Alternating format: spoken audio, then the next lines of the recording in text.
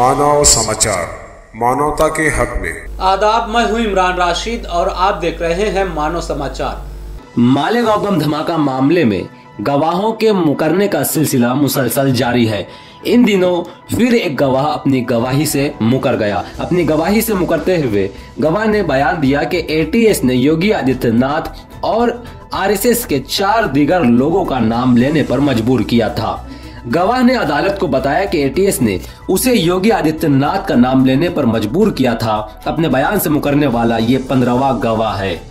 2008 के मालेगांव धमाके केस से मुतालिक एक और गवाह मंगल को समाप्त के दौरान अपने बयान से मुकर गया।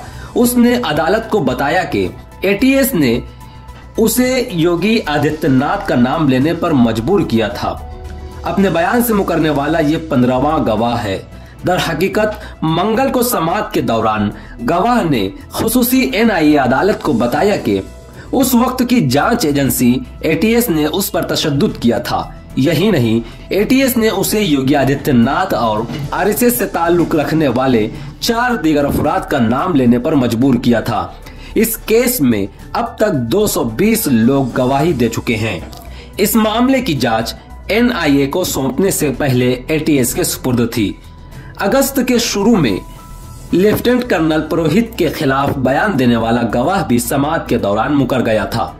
जब एटीएस केस की तहकीकात कर रही थी, गवाह ने उसे बताया था कि 2008 में उसने एक कैंप में हिस्सा लिया था जहां हिंदुस्तान में दहशतगर्दी फैलाने और मुल्क को कमजोर करने के लिए पैसे और जेली करेंसी के इस्तेमाल में पाकिस्तान की सोच पर चर्चा हुआ था।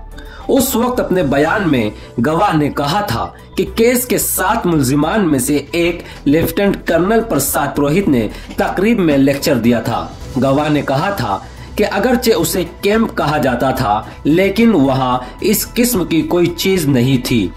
बाद अदालत में अपनी गवाही रिकॉर्ड करवाते हुए गवाह अपनी साबिका गवाही से मुकर गया, जिसके बाद खुसूसी जज PR शितरे ने उसे गद्दार करार दिया। 29 सितंबर 2008 को मालेगांव में एक मस्जिद के करीब मोटरसाइकिल का इस्तेमाल करते हुए बम धमाका हुआ था, जिसमें 6 अफराद हलाक और 100 से ज्यादा जख्मी हुए थे।